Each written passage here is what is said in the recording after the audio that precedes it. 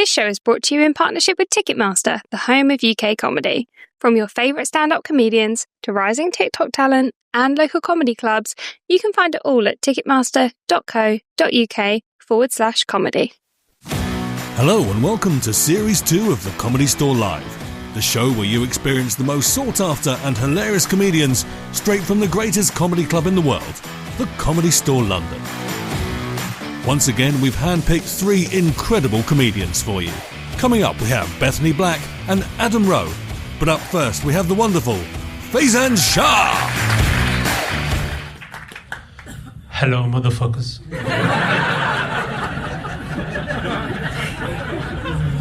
Now you're all thinking there's fucking another one of them, you know what I mean? That's mad.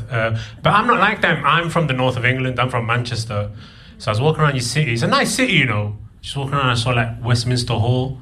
I was like, right, there's bare nonsense going on in there. You know?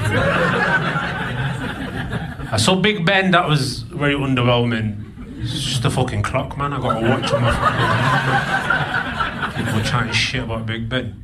I went to St. Paul's Cathedral. Anyone in here not been to St. Paul's Cathedral? I recommend it. It's beautiful. Genuinely, it's very beautiful. It's going to make a great mosque someday.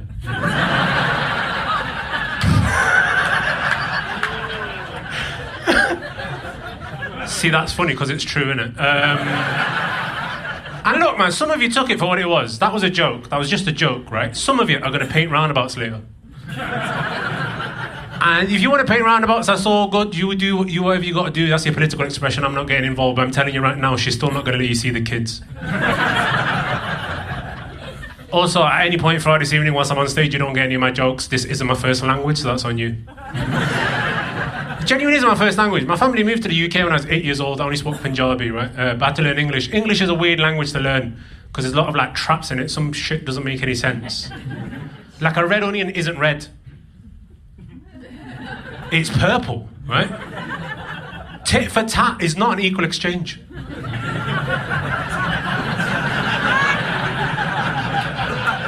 If you're giving away tits for tat, you made terrible life decisions. And you should see me after the show. Some idioms don't make any sense. Like the other day, I was at a gig, right, and I was going to go on stage, and one of the comedians backstage was like, "Oh, I hope you break a leg, mate." And I was like, "I hope your wife leaves you." Like, why the fuck would you say that to me? That's mad, right?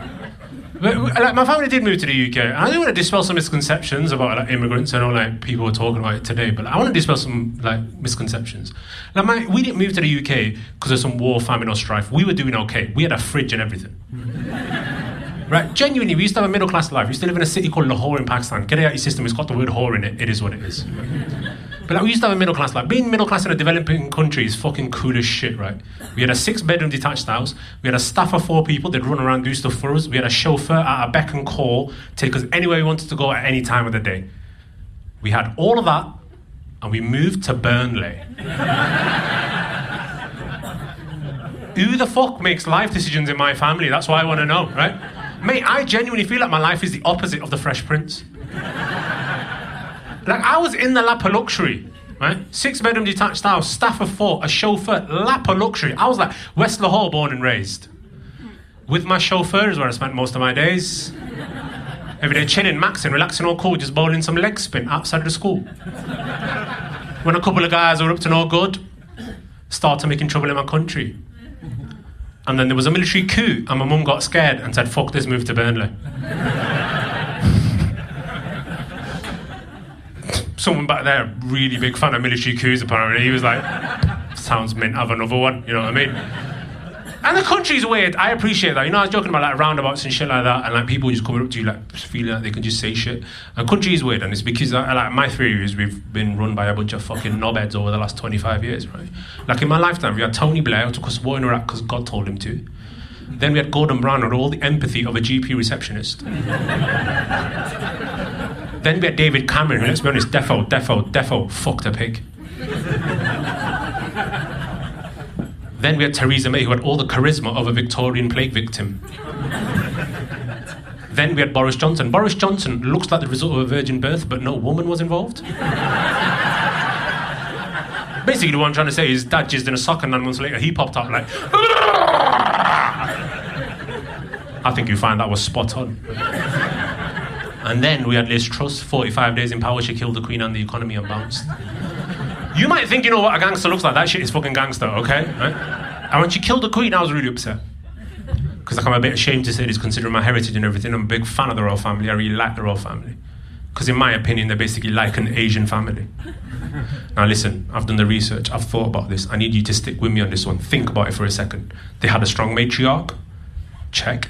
The elder son is balding and crushed under societal expectations. Check. If one of your sons marries somebody semi-black, he gets disowned. Sadly, check. And there's always that one uncle you can never trust to babysit.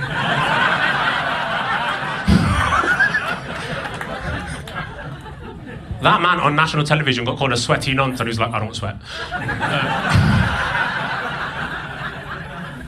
Politics is weird. I don't like politics. I don't like talking about politics. I feel like everyone lies about politics as well. A lot of the times when I do that bit, people always like question my political leanings and shit, right?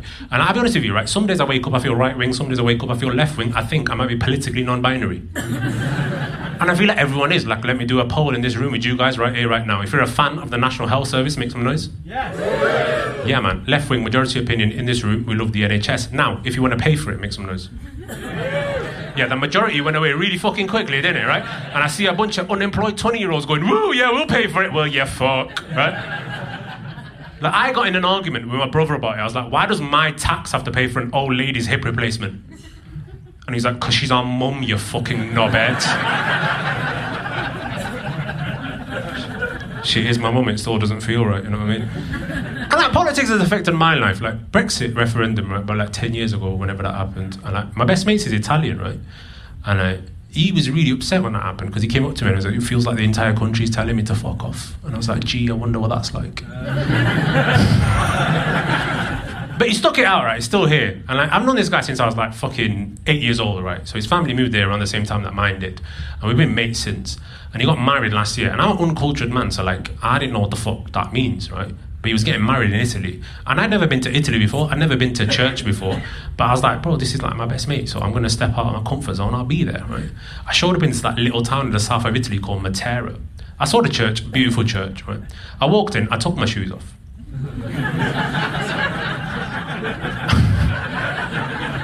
Just a line of Italians looking at me like, what the fuck are you doing? And I was like, this is God's house and you don't take your shoes off, you're fucking weird as far as I'm concerned, okay? Back bench of the church was free. I was like, I'm going to take that. If anything kicks off, I can just run. Because I don't know anybody there. I don't know the bride. Only people I know are bride and groom. Everybody else stranger to me, right? So I don't know what the fuck's going on. So I just sat down on this bench in the church and everyone's getting settled, taking their seats in the church. And I didn't know what was meant to happen, but like this guy pops out. I feel like he was like the Catholic imam or something, right? And he pops out and he starts his sermon, right? He goes on for about 10 or 15 minutes. I'm just trying to be as observant as I possibly can. He's talking in Italian. I don't know what he's talking about, but I'm like, yeah, man, hallelujah. And he kept going, right? And then he just stopped his sermon abruptly and he started walking down the aisle and he started blessing people with holy water. And he caught my arm and I was like, am I Catholic now? And then I started chasing after little kids and I was like,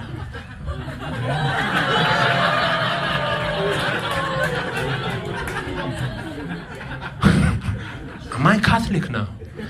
And at the end of the ceremony, he offers a sacrament, which is the body of Christ, and you can only take that if you're in the good graces of God. Now, I'd only had a traditional Italian breakfast. So an espresso and a cigarette. And that wafer he was holding up was looking scrumptious as fuck to me. I got in the queue for the sacrament. As I was progressing through the queue, some guy tapped me on the shoulder. I think his name was like Giuseppe or something. And he went, mate, if you take that and you're not in the good graces of God according to Catholic tradition, you're going to burn from the inside. I was like, I'll take my fucking chances. I got up to the Catholic imam. He was looking at me confused as fuck. He was like, I'm not sure about this in any way, shape or form. This motherfucker's at an away game. Anyway, I took it, bland as fuck, 3 out of 10. I've seen the kind of money the Catholic Church has, they can make better bread, right? That's what I'm saying. I was like, you put a lot of money in the art budget, put some in the flour budget. Why does Jesus taste like Tesco value bread? Like, that's your guy, bro. That's God. What the fuck are you doing to him? You know what I'm saying? But anyway, afterwards, right, these guys are coming up to me really concerned about my soul. They were like, mate, you're going to burn from the inside. I was like, I'm not going to burn from the inside. They were like, you're going to burn from the inside. I was like, I'm not going to burn from the inside. Anyway, cut a long story short, I had the shits for 3 days. So in many fucking ways, I did burn from the inside. Anyway, I've been FAIZAN Shah. Enjoy the rest of the show.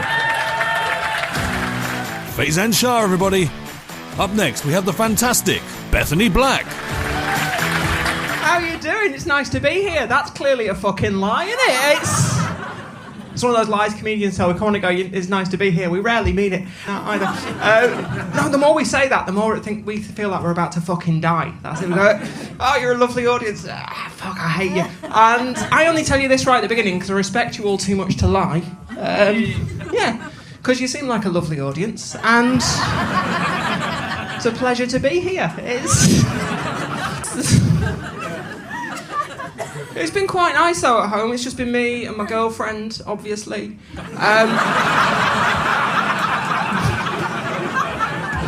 The way I met my partner, I was looking for a flatmate, and my mate said, I've got the perfect person for you. I said, what's she like? She said, she's Swedish, yeah, and she's a nurse, right? And I was like, well, fuck off. She can move in immediately. No deposit. I'll pay her first year's rent, right? And she did, and we've been together for 9 years. Yeah, I know. Yeah. All right, yeah. In what I assume is a relationship. And it is. But the thing is, right, when you talk to people, when they like ask what, you know, oh, where's she from? What does she do? And you go, oh, she's Swedish and she's a nurse. They're like, oh my God, I bet that's like living in a porno, isn't it? And it's like, oh, for fuck's sake, because it is. Really, I know, right? Every bit as good as I thought it would be, genuinely. Yeah, honestly. I thought there might be a language barrier. Turns out I have seen enough porn to get by. And the thing is, I'm not even supposed to be here right now. I should be back at home fixing the washing machine.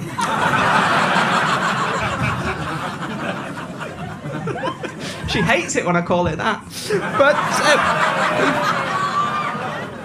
it's a joke. It's a joke. It's a lie. Well, because I don't watch porn, right? But she does, and because I like mucky stories. Like I like reading stuff in books, but she likes porn films and videos and all that sort of shit. It's not really for me. But this never came up as an issue with us at all until we got a new internet service provider and they reset all of our parental settings. I'm on the road doing this a lot. I'm in a hotel. It's like 10 o'clock on a Tuesday morning.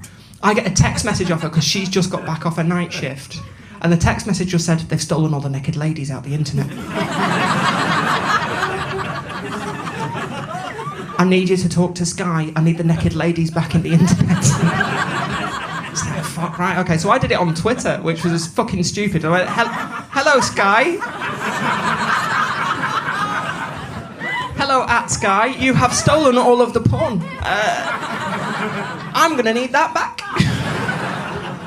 I thought that looks dodgy, so I put asking for a friend. And hit send, and then thought, I probably should have sent that as a private message. And suddenly I've got like 10,000 Twitter followers going, 10 a.m. on a Tuesday, eh? Somebody's living their best life.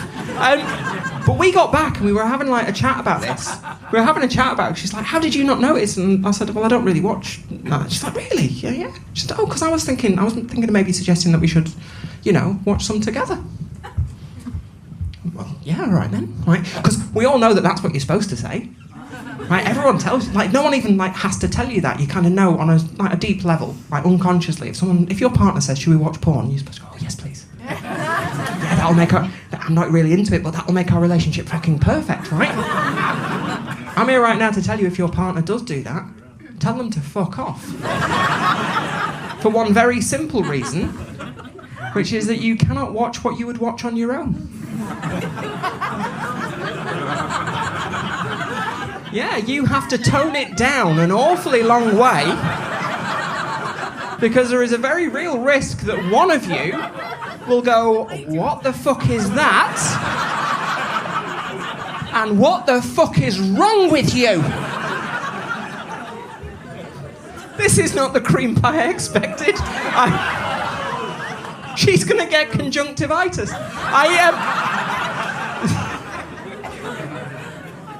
That cream is definitely off.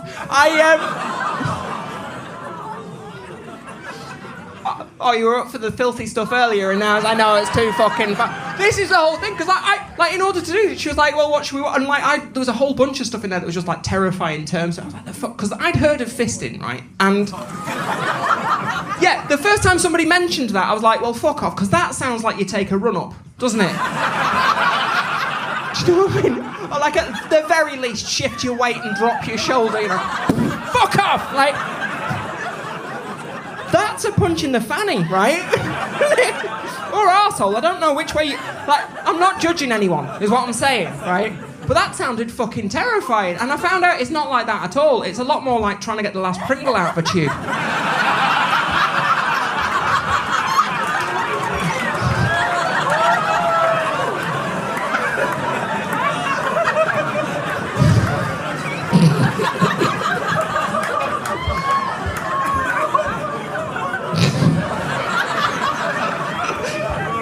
I love that reaction, because that was definitely too far for some of you, wasn't it? And I felt that was the way it was going. I was like, fuck it, once you pop. And... oh, God, I'm going to have to go in a minute, but I'm going to tell you this before I do. Before I go, and this is how I knew that she was the one for me. And when I say the one, I don't mean like one person in the whole world who's perfect for you, because I don't believe in that. I think that's bullshit. I much prefer, like, statistically, I always call her 1 in a million. Do you know what I mean? Oh, you're 1 in a million. Because I like that statistically. You know, insofar as there are probably 77 other people in the UK that I'd be just as happy with. You know?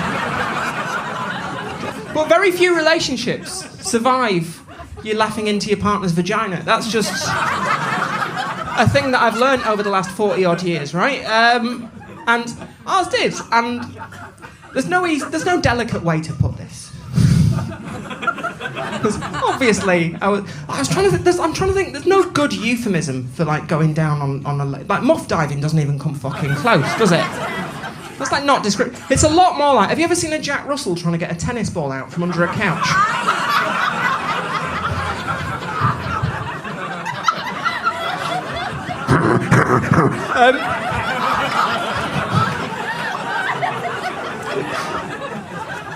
Again, if anyone's going, oh, I'll do that, fucking don't. That is bad technique. That is like only literally one step above going, you ready? Like, if you've learned nothing else, never motorboat a vagina. I have that on my family coat of arms. In Latin.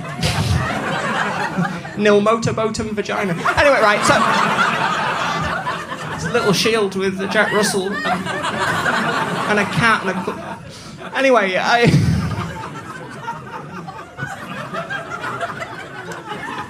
what am I talking about? Can you believe I got paid for this shit? So anyway, right, I was going down on it, is what was happening.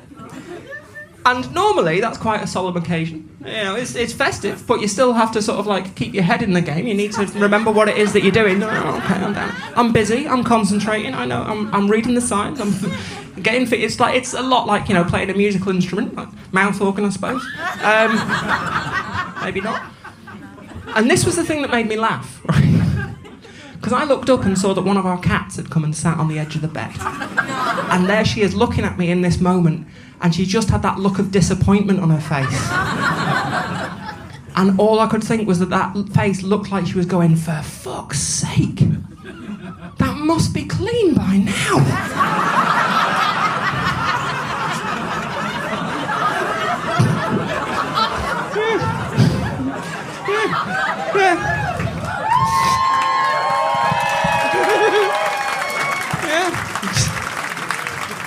Yeah, it wasn't.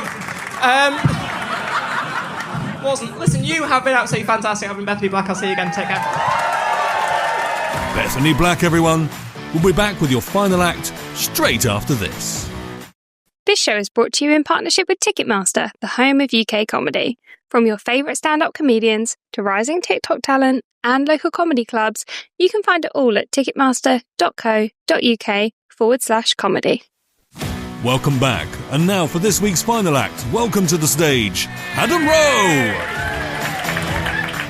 Absolutely no applause from these guys here. They just couldn't be arsed, could you? You've seen me before. Bye, mate. How fucking rude's that? Took one look at me, he's gone, no, not for me, actually. Comedy's like in the news now. People talk about comedy. It's very culturally relevant, you know. Comedians say fucked up shit, and then like politicians talk about it. And I hate that. I hate that like we can make jokes and then people can be like, oh, this is a job for the politicians. But I also hate comedians who say offensive stuff and then get confused when people get offended by it. Of course, it was offensive. You got what you wanted. Oh, I said a horrible joke and someone didn't like it. Oh, I was only joking. Why does that always matter? I get shit on as well. We all get fucking shit on. We all get jokes at our expense. I've got a lazy eye. I don't know whether you've noticed it yet while I've been on stage. It might be you've noticed it, but I bet you it's confusing you a little bit because it's not a normal lazy eye. So there's two normal types of lazy eye, and I've got neither of them, right? I've got type 3 lazy eye. It's like a new diabetes. So there's cross-eye, yeah, you've seen, that's the most common one, that's cross-eye. You've seen that before, yeah? This eye goes that way, that eye goes that way, they cross in the middle, and let's all just be honest, you wouldn't want it. You're not picking that. That's nobody's first choice eyes, is it? But it is better than whatever the fuck that one is. What's that? When you see one of them, doesn't it ruin your hour? Not your full day, but like an hour. It's weird. Like, what are they seeing? That's what I want to know. What are they fucking seeing? I know what they're seeing. They're seeing a closed-in version of the room. What the fuck is that picture? Fire exits and toilets at all time.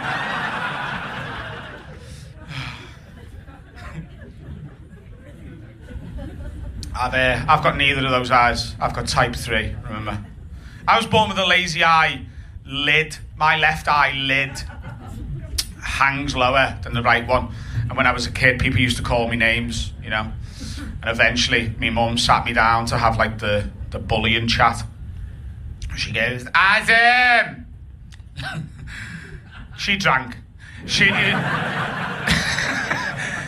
goes, Adam, listen, love. Yeah, listen, don't let anyone tell you there's anything wrong with your eye.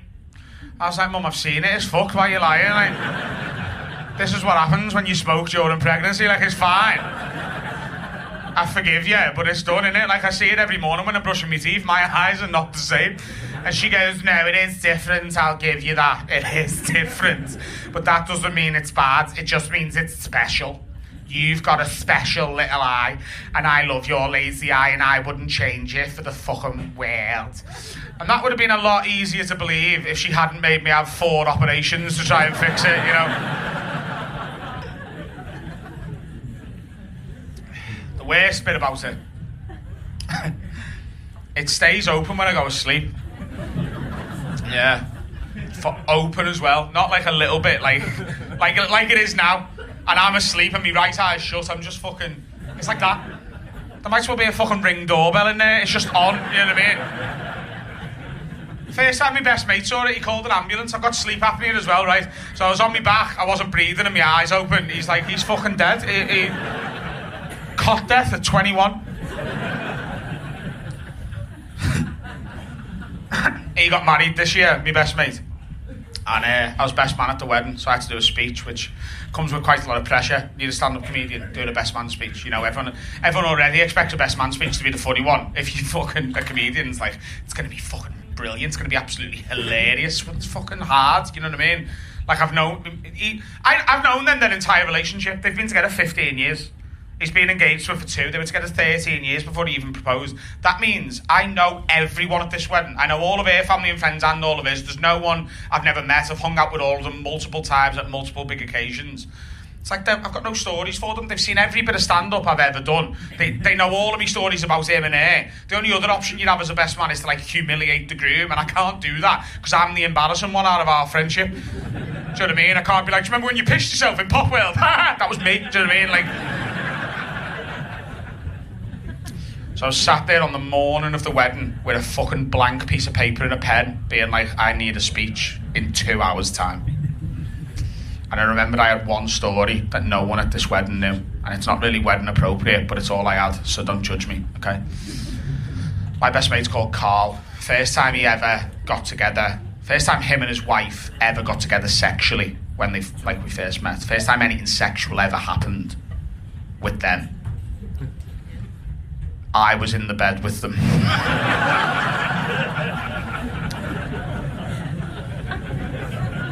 Now, it wasn't a threesome. That'd be fucking brilliant. It wasn't a threesome. It was a house party, and there wasn't enough beds, so people were sharing beds, so we shared a bed. And yes, that does feel weird now that they're married and they've been together 15 years, but at the time, they and all of us were just friends, so it didn't feel that strange on the night that us three went to bed together, you know? It was just we were just staying over after a few drinks at this party. Now, with hindsight, it was a bit naive, because they were, you know, there was a lot of tension, a lot of chemistry with them. And it always felt like it was going to happen. It was in the post, it just hadn't happened yet. And they went for it that night, and who can blame them, really?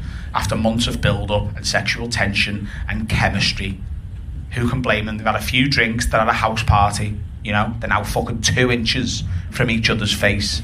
How can you not lean in to someone you've fancied for months? Yes, it's not ideal that I'm in the bed as well. But they weren't shagging, they were kissing and, you know, fumbling around, let's say. And they waited for me to go asleep, and they were like, we can get away with this. And Carl knew about the eye thing.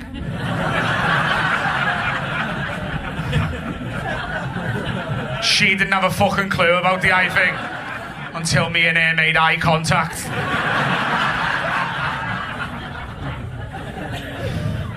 And she quite rightfully shits herself. She goes, get off, fucking pack it in right now. Carl, pack it in. He's fucking watching us. Adam's watching us. And he goes, lad, what are you doing? And then he sees me and he goes, oh, he's asleep. He's asleep, I promise you he's asleep. He's fast asleep. No, he is. No, you know the way he's got the thigh in the eye? This is one of the symptoms of the thigh in the eye. He is fast asleep, I promise you, he is asleep.